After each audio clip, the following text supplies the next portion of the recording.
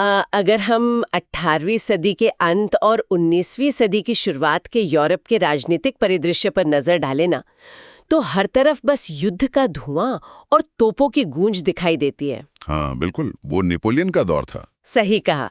एक महत्वाकांक्षी सैन्य नेता नेपोलियन बोनापार्ट, जो पूरे यूरोप के नक्शे को अपनी शर्तों पर फिर से खींचने पर तुला हुआ था। और उसके युद्ध तो पूरे यूरोपीय महाद्वीप को अपनी भयानक चपेट में ले चुके थे। एकदम। बाहरी तौर पर देखने पर ये फ्रांस और ब्रिटेन के बीच वर्चस्व की एक खूनी लड़ाई भर लगती है, लेकिन इतिहास की सबसे बड़ी विडंबनाओं में से एक ये है कि इस यूरोपीय संघर्ष का सीधा असर हजारों मील दूर बैठे भारत के एक साधारण जुलाहे पर पड़ने वाला था। सच में ये कनेक्शन बहुत ही गहरा और खौफनाक है। मतलब इसी एक टकराव ने भारत की पूरी शिक्षा प्रणाली, अर्थव्यवस्था और सामाजिक ढांचे को हमेशा के लिए एक नई और दर्दनाक दिशा में धकेल दिया। बिल्कुल। और आज हम इसी विषय पर बात करने वाले हैं। हाँ, आज के हमारे इस गहन विश्लेषण का विषय एक ऐसा ही ऐतिहासिक मोड़ है, चार्टर एक्ट 1813, जिसे ईस्ट इंडिया कंपनी एक्ट 1813 के नाम से भी जाना जाता है, जो कि भारतीय इतिहास का एक बहुत बड़ा टर्निंग पॉइंट था। आज की इस चर्चा का मिशन यही गहराई से समझना है कि कैसे ब्रिटिश संसद में पास हुए इस एक कानूनी दस्तावेज ने ईस्ट इंडिया कंपनी के पंख काट दिए, भारत में ब्रिटिश शासन की पूरी संरचना को बदल दिया, और कैसे इसके परिणाम इतने भयानक और दूरगामी हुए कि उनका असर सदियों तक महसूस किया गया। इतिहास को जब भी पलटा जाता है तो अक्सर बड़ी संधियों और खूनी क्रांतियों को ही बदलाव का मुख्य कारण मान लिया जाता है, लेकिन कई बार असली बदलाव संसदों के बंद कमरों में पास हुए उन नीरस लगने वाले दस्तावेजों से आता है, जिन पर शायद पहली नजर में ज्यादा लोगों का ध्यान भी नहीं जाता। एकदम सही कह रही हैं। ये चार्टर एक्ट महज कोई सामान्य कागजी कार्रवाई या ईस्ट इंडिया कंपनी के व्यापारिक लाइसेंस का 20 साल का नवीनीकरण नहीं था। मतलब ये सिर्फ एक रिन्यूअल नहीं था। बिल्कुल नहीं। इस एक्ट के प्रावधानों के भीतर एक बहुत बड़ा रणनीतिक शिफ्ट छिपा हुआ था। ये भारत के तथाकथित आधुनिकीकरण और अंततः ब्रिटिश क्राउन के पूर्ण नियंत्रण की दिशा में उठाया गया पहला सबसे बड़ा संस्थागत कदम था। एक तरह से ब्रिटिश सरकार का भारत पर शिकंजा कसना। हाँ, ये एक ऐसा निर्णायक बिंदु था जहां ब्रिटेन की सत्ता ने आधिकारिक तौर पर यह स्वीकार किया कि अब भारत सिर्फ एक मुनाफा कमाने वाली व्यापारिक चौकी नहीं रह गया है, बल्कि एक विशाल साम्राज्य बन चुका है। एक ऐसा जटिल साम्राज्य जिसे एक व्यवस्थित, कानूनी और पारदर्शी दिखने वाले ढांचे के तहत नियंत्रित करने की सख्त आवश्यकता है। ठीक है, इसे थोड़ा विस्तार से समझते हैं। इस पूरे घटनाक्रम की पृष्ठभूमि एक बहुत ही दिलचस्प भू राजनीतिक दबाव से तैयार होती है। कोई भी बड़ा कानून अचानक हवा में तो पैदा नहीं होता। उसके पीछे हमेशा कुछ बहुत बड़ी मजबूरियां या आर्थिक संकट होते हैं। बिल्कुल। अगर 1803 से 1815 के दौर का विश्लेषण किया जाए तो नेपोलियन के युद्ध अपने चरम पर थे। नेपोलियन ने 1806 में बर्लिन डिक्री के जरिए एक कॉन्टिनेंटल सिस्टम लागू कर दिया था, और इसका सीधा सा मतलब ये था कि फ्रांस के प्रभाव वाले यूरोप के सारे बंदरगाह ब्रिटिश जहाजों के लिए बंद हो गए थे, पूरी तरह से बंद। ब्रिटेन जहां उस समय औद्योगिक क्रांति अपनी पूरी रफ्तार पर थी, कारखानों में दिन रात माल बन रहा था, लेकिन बेचने के लिए बाजार ही नहीं था। हाँ, अचानक वो सारा माल बेचने के लिए यूरोपीय बाजार रातों रात गायब हो गया।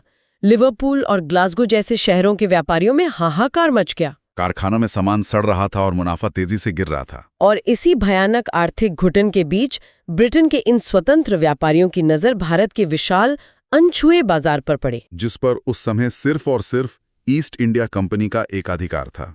यहाँ जो बात सबसे आकर्षक है वो ये है कि इस आर्थिक घुटन ने ब्रिटेन के घरेलू राजनीतिक ढांचे में एक भूचाल ला दिया था। एडम स्मिथ की वेल्थ ऑफ नेशंस का भी तो बहुत प्रभाव था उस समय। बिल्कुल।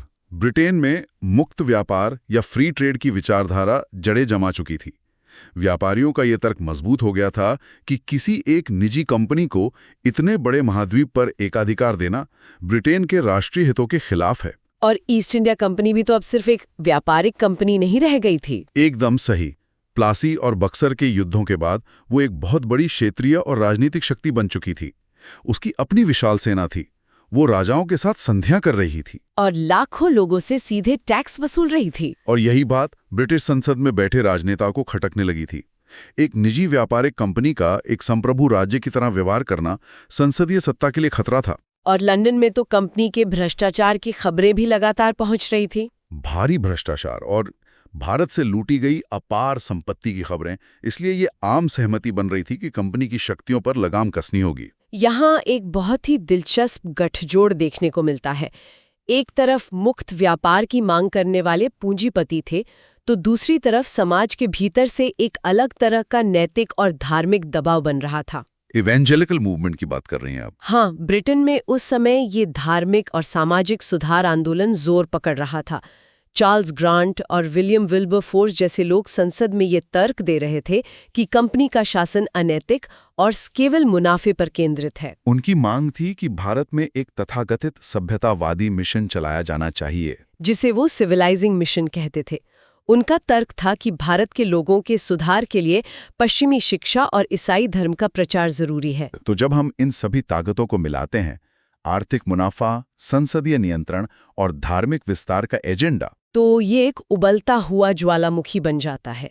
ब्रिटिश संसद के पास इस ज्वालामुखी को शांत करने के लिए एक बड़ा कानूनी हस्तक्षेप करने के अलावा कोई विकल्प नहीं बचा था। और यही वो त्रिकोणीय दबाव था जिसने चार्टर एक्ट 1813 की रूपरेखा तैयार की। पिछले एक्ट्स ने भी तो नियंत्रण बढ़ाना शुरू कर दिया था। हाँ, 1773 और 1893 के एक्ट्स ने शुरुआत की थी, लेकिन 1813 का एक्ट कंपनी के ताबूत में एक बहुत बड़ी कील साबित हुआ। इस एक्ट का सबसे क्रांतिकारी प्रावधान व्यापारिक एकाधिकार का अंत था। बिल्कुल।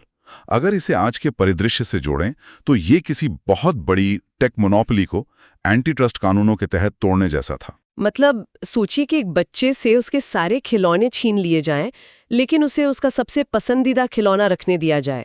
बहुत ही सटीक उदाहरण है।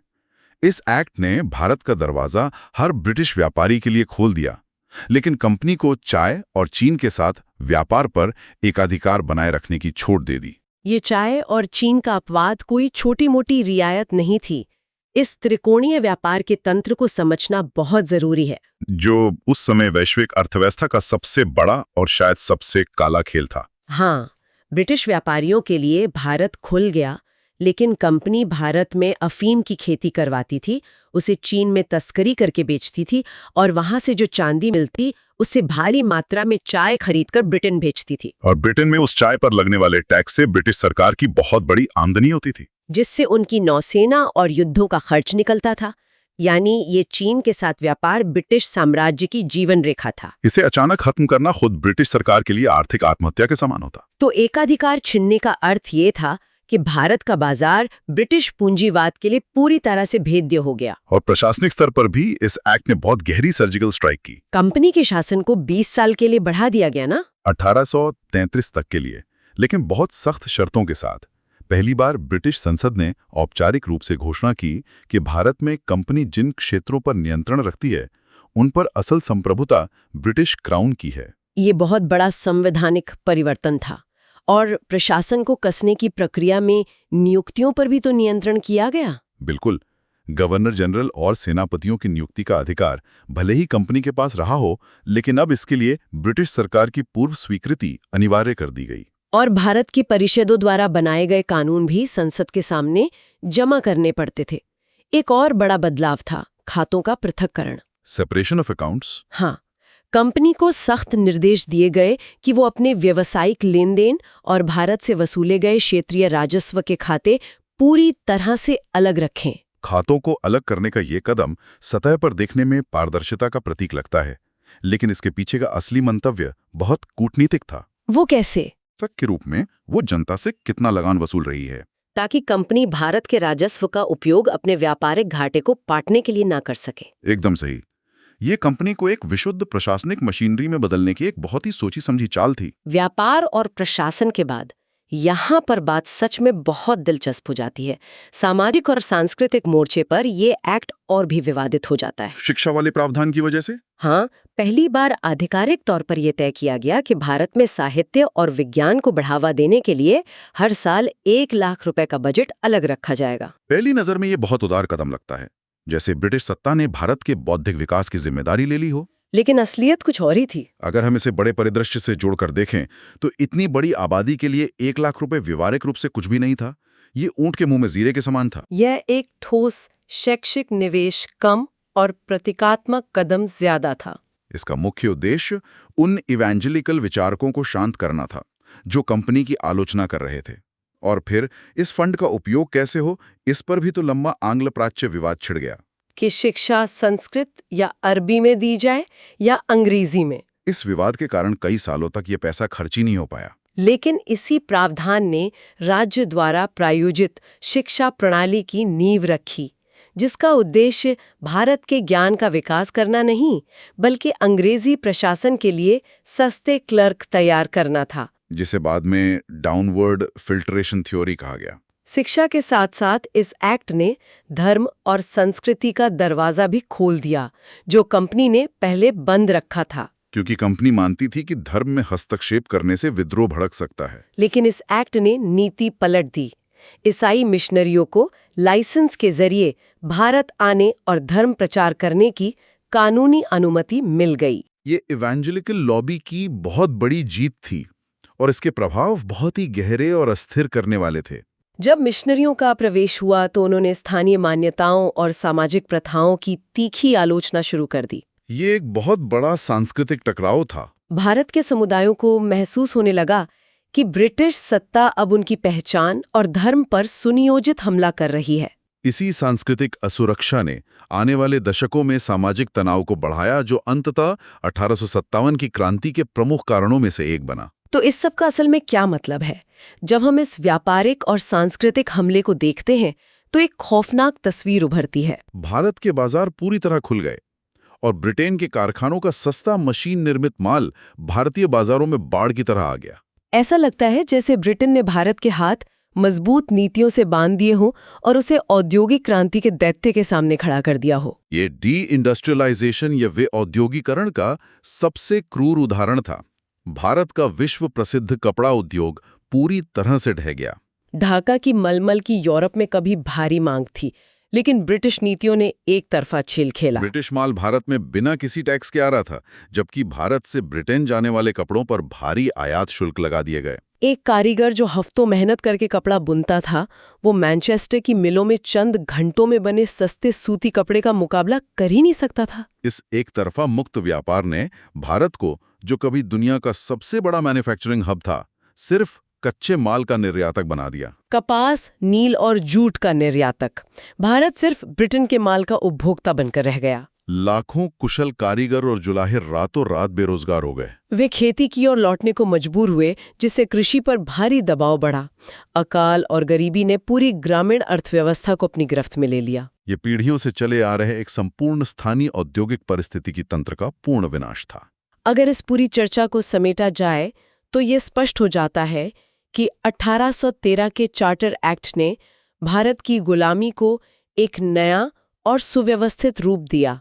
इसने ईस्ट इंडिया कंपनी को ब्रिटिश राज्य के एक उपकरण में बदल दिया और भारत को वैश्विक पूंजीवाद की लूट के लिए खोल दिया। शिक्षा और मिशनरियों के जरिए गहरा पश्चिमी हस्तक्षेप की शुरुआत की और भारत के समृद्ध स्थानीय उद्योगों के ताबूत में आखिरी कील ठोक दी। इसी एक्ट ने वह नींव तैयार की जिसके सहारे 1857 के बाद ब्रिटिश क्राउन के लिए पूरा नियंत्रण लेना सिर्फ एक औपचारिक कदम रह गया था। ये एक बहुत ही महत्वपूर्ण सवाल खड़ा करता है। क्या सवाल? चार्टर एक्ट ने खातों को अलग करके कंपनी के प्रशासन को पारदर्शी बनाने का दावा किया था। ब्रिटिश दस्तावेजों में इसे सुशासन का महान कदम बताया गया। हाँ, गुड गवर्नेंस के नाम पर। लेकिन जब हम इसके विनाशकारी आर्थिक परिणामों को देखते हैं तो ये पूछना जरूरी हो जाता है, क्या सच में खातों को अलग करना भारत में सुशासन लाने की कोशिश थी, या फिर ये एक पूरे देश की मेहनत और प्राकृतिक संसाधनों को व्यवस्थित तरीके से सोखने के लिए बनाया गया इतिहास का सबसे चालाक ब्लूप्रिंट था? ये एक ऐसा दृष्टिकोण है जो केवल तारीखों और कानूनों से परे जाकर सत्ता के वास्तविक तंत्र को उजागर करता है। इतिहास कभी भी सिर्फ ब्लैक एंड व्हाइट नहीं होता। ये उन दस्तावेजों की बारीक लाइनों के बीच छिपा होता है जो पीढ़ियों का भविष्य तय कर देते हैं। आज के इस गहन विश्लेषण में बस इतना ही। इतिहास के इन जटिल मोड़ों को समझने और अतीत की गहराइयों में छिपे राज खोजने की ये यात्रा आगे भी जारी रहेगी। अगली चर्चा तक इतिहास को एक नए नजरिए से देखते रहें।